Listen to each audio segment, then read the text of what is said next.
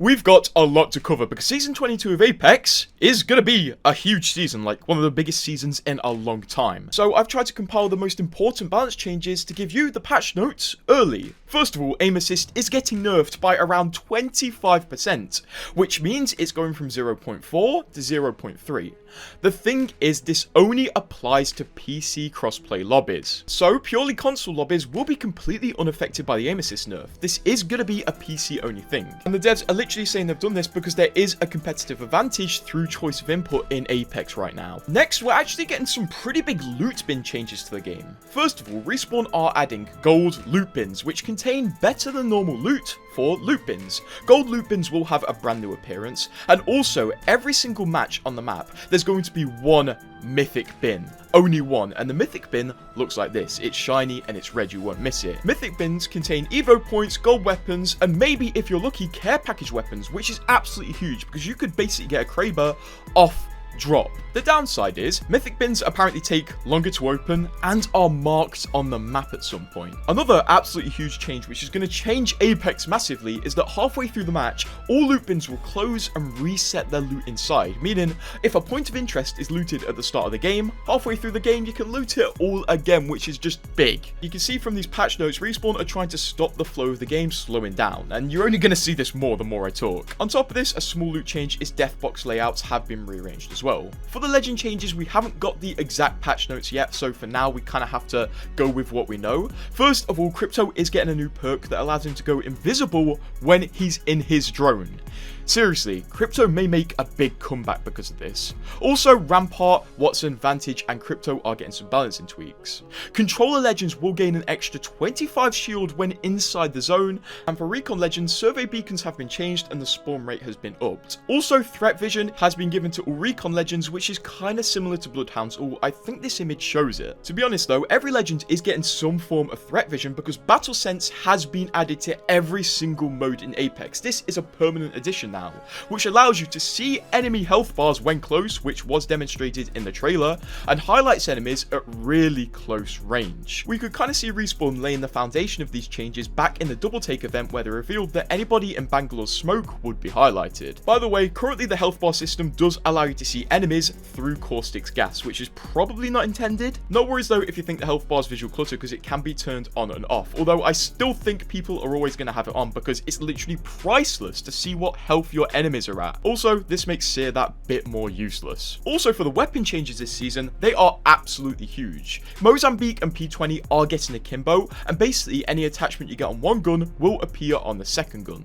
The way you can activate Akimbo is literally find a second version of the gun you have on the floor. So if you have a P2020 in your hands and you find another one, you can just pick up the other one to go into the same slot as your P20. Akimbo will give you an increased rate of fire, believe it or not, higher magazine size, and also it replaces aim down sight with basically a tighter version of hip fire, which is a compromise between aim down sights and normal hip fire. This season as well, Respawn have recognized that not many people use LMGs anymore, so Respawn have reworked them completely. Now every single LMG has a front facing shield called a gun shield generator, which can take 40 damage and has a cooldown to regenerate itself, so it's basically Gibraltar's passive. Shotguns have been changed, which I'm not sure if it's a nerf or a buff, we'll have to see it in action, but now the Mastiff and Peacekeeper do more damage per pellet, but they fire fewer pellets from the gun.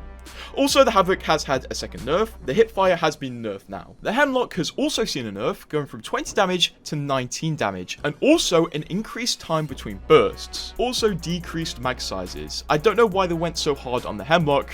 We must have been sleeping on it. Also, the balancing of ammo stacks has been changed, which I did not expect at all. Light ammo is now 72 bullets instead of 60. Shotgun is at 20. Energy is 54. And all light ammo guns have had an increased mag capacity. Also, as a whole, Respawn have removed aim flinch from the game, meaning when you get shot, your aim won't fly up slightly, so wherever you're aiming will not be affected by external factors. You know, apart from maybe abilities or zone damage. Oh yeah, and we're getting a new map called E-District, and you may be wondering what the new tech is for this map, because every time they add a map, they add a new tech to it.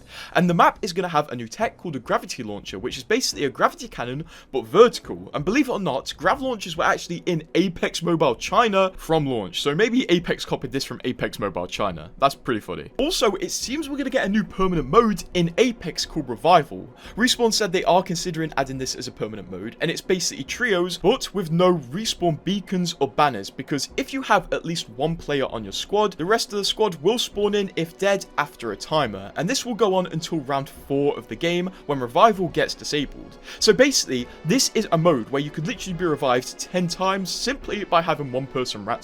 This is basically a copy of COD's Resurgence mode, and even some of the people who were invited to play it early said it's a copy. But you know what? If it works and it's fun, add it to the game. And like I said, Respawn are considering adding this as a permanent mode. Also, every single LMG is going to get the reverse hipfire mechanic on the Devotion, which is pretty cool because I've really enjoyed playing with it on the Devotion. And speaking of the Devotion, which is currently in the care package, it's not getting moved out in Season 22. No, instead the EVA 8 is getting moved out and the R99 is getting put in the care package. Yes, it's going to be our care package weapon, which is a massive throwback to what, Season 6 I think? By the way, the max size of the red R99 is 30 with 210 reserve ammo. Along with Season 22, Respawn are also adding another new mode. They're adding a mode called Bot Royale, which is basically 8 squads of bots versus you and 2 of your friends. This is going to be a really cool tool for new and returning players to practice their game, especially in pretty much normal Battle Royale situations. Also, Respawn are adding something called the Welcome Pass, which is basically a new tutorial for the game, and every time you complete a challenge from this tutorial, you get legend tokens which can allow new players to unlock legends they want quicker than normal. As you can see, this season is full of changes that will appeal to more of a casual and new fan base. Throughout all of the new announcements as well, we got plenty of screenshots of the new map, and we will be seeing more of them soon, well actually soon being tomorrow. This has got to be my favourite screenshot of the map. The cars look beautiful, this looks like an awesome area to fight in, not too open, but also not too closed, and in some of the promotional screenshots of the new map, we can actually see the Loba Battle Pass skin holding dual P2020s, and I'm not sure if these P2020s are going to be reactive because they look way cooler than the average skin, so maybe the first Battle Pass is going to have reactive P2020s. Finally. Also, further down in the screenshot, we can see Fuse and Seer fighting. I'm not sure if these are new skins, you guys be the judge, but I think the Seer one is new because it kind of goes with the theme and the colours of the new season. Here's a close-up of the dual wheel P2020s and the skin. Obviously, again, you be the judge if this is going to be reactive. And this is a full overlook of the new map. As you can see, it's separated by absolutely giant walls, but it still seems like quite a dense map. And I'm honestly so surprised how packed Respawn managed to get this map. I don't think they would have been able to release this when Apex first came out. I think this is literally only able to be released now because console power is higher than it used to be, and also the average PC is a lot better than it used to be. Also, in the skybox of the map, there is a giant Angel City statue, which is obviously a callback to the fact that Angel City is one of the most loved maps from Titanfall 2, and this is a city map. In this screenshot right here, I assume these are some Battle Pass skins or maybe event skins. We have an Epic Pathfinder which has a really cool effect on his legs, potentially a new Spitfire, and I'm pretty sure a new Mirage skin, fighting on E-District outside one of the gravity launchers. Obviously, like I said, this is only an early version of the patch notes. We aren't getting the official patch notes until August the 5th, which will give us the finer details, but this is basically the big changes. Also, tomorrow we are getting a map log where we'll be able to see really detailed screenshots of the map, so if you want to see any of them, subscribe because I'll be revealing them.